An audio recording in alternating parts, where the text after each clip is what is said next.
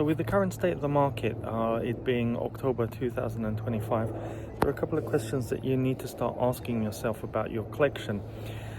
One, how long do you presume that you're going to be in the market?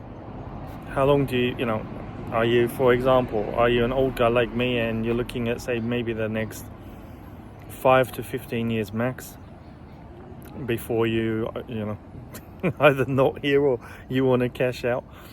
Or are you in your early 20s and time is not an issue and you're happy to sit on your product for the next 30 years, 40 years?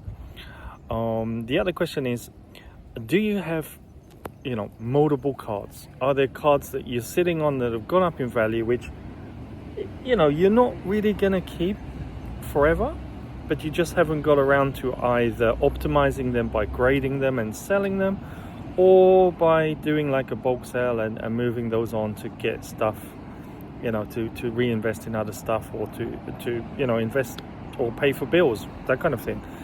I mean, I'm really getting to the point where I kind of really do need to start selling some stuff, but it's such a hassle to think about it. And I really don't want to go down the route of selling one card here and one card there on eBay, and all of the hassle, the risk, the time. It's something I don't really want to do. So I'm lucky that I have quite a big following on Instagram, over 15,000 now. So, I mean, I do know people who I can reach out to and say, look, I want to shift this many cards or something like that. So that's something I'm contemplating at the moment.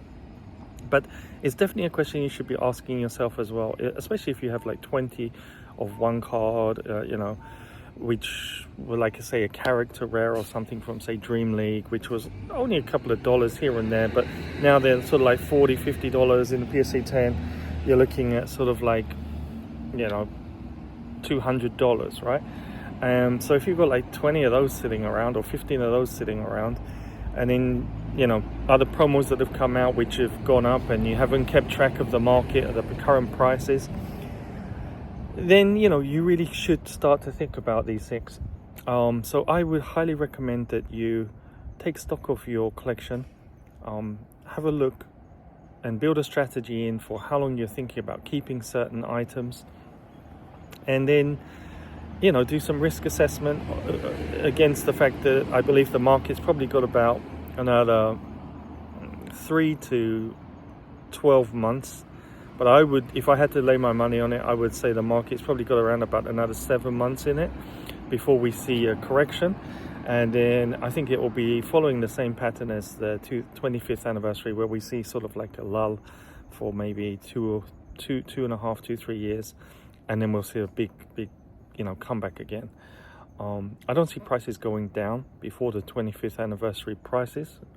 I mean, to the level of the 25th anniversary prices. I don't see a correction being below of the increase, the start of the increases from the last bubble.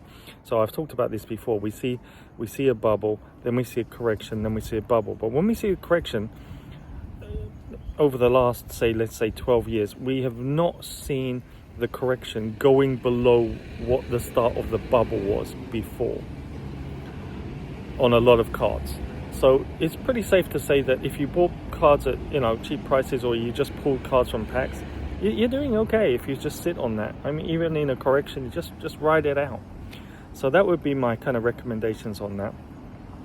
And again, don't underestimate the value of your collection. Go through, have a look what you've got sitting in boxes, and just do a little bit of risk assessment on that and see what fits for you. So anyway, that's my rant from the park here in Tokyo. Bye from Japan.